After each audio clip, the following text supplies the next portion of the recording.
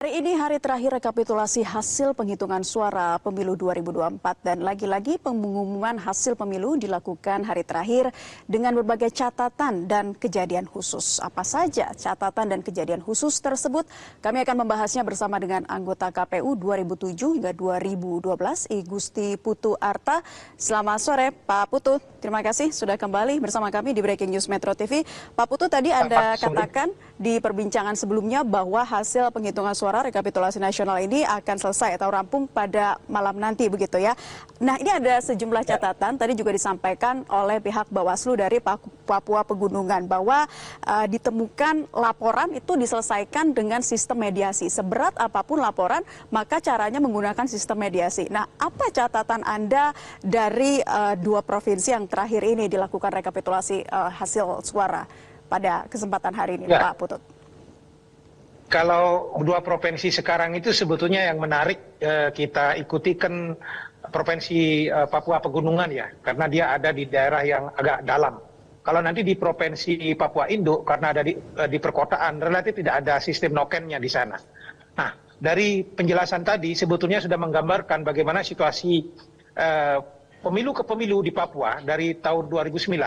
Ada yang menarik sebetulnya bahwa sejak tahun 2009, 2014, 2019, 2024 sekarang ada kabupaten, 2-3 kabupaten di situ yang selalu bermasalah, yaitu Tolikara. Tadi disebut-sebut Tolikara.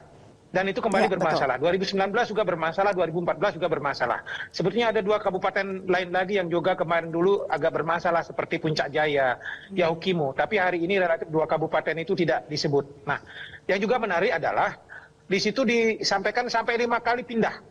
Nah, fenomena ini juga terjadi di tahun 2019-2014. Saya masih ingat itu 2019-2014, bahkan untuk penetapan kabupatennya pun ditarik ke Jayapura. Apa yang bisa kita gambarkan dari situasi semacam ini, bahwa memang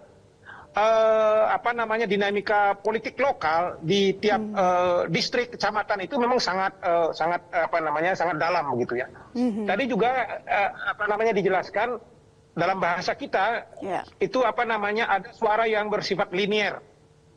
Tadi di situ kan disampaikan dengan bahasa Papua, baku tarik satu sama lain. Maksudnya kalau di satu kabupaten memilih calon A, partai A, maka provinsinya juga calon tertentu partai A dan DPR RI-nya juga akan sama.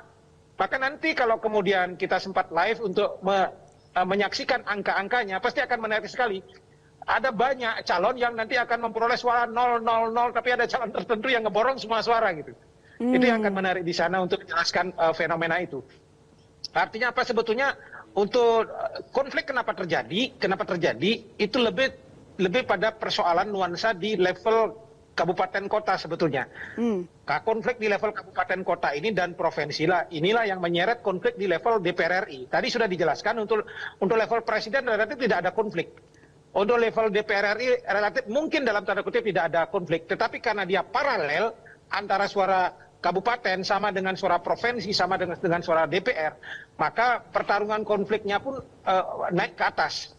Jadi maksud saya begini, misalnya di salah satu kampung, kalau ia menyatakan memilih partai A calon nomor urut 1 begitu misalnya untuk provinsi harus sama, di pusat juga harus sama. Tetapi begitu direkap kemudian terjadi perbedaan, wah marah mereka.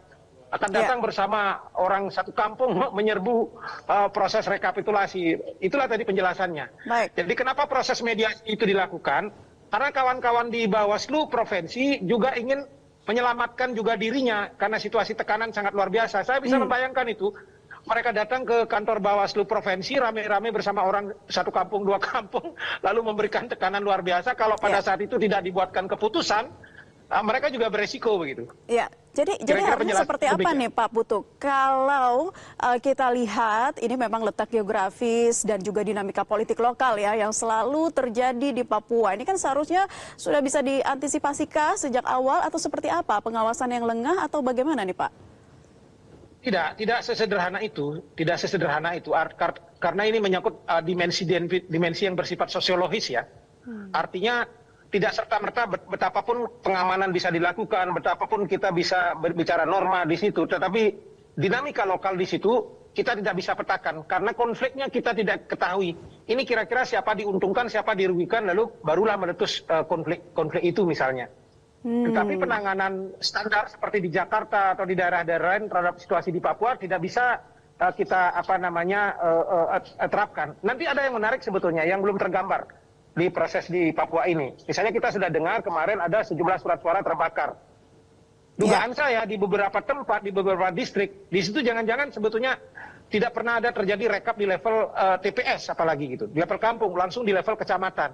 Lalu disuruh berkumpul sehingga sangat mungkin dokumen yang muncul di sana hanya pada dokumen D hasil di kecamatan. Tidak ada dokumen D hasil TPS di beberapa tempat. Sangat mungkin itu terjadi. Untuk menjelaskan bahwa itulah situasi yang terjadi di lapangan begitu. Ya. Apakah ini berkaitan juga dengan potensi keterlibatan penyelenggara di level bawah, Pak Putu? Saya kira semua sengkarut ini terjadi satu sama lain. Untuk menjelaskan bahwa misalnya ketika kita bicara soal kearifan lokal, kepala kampung dan seterusnya, itu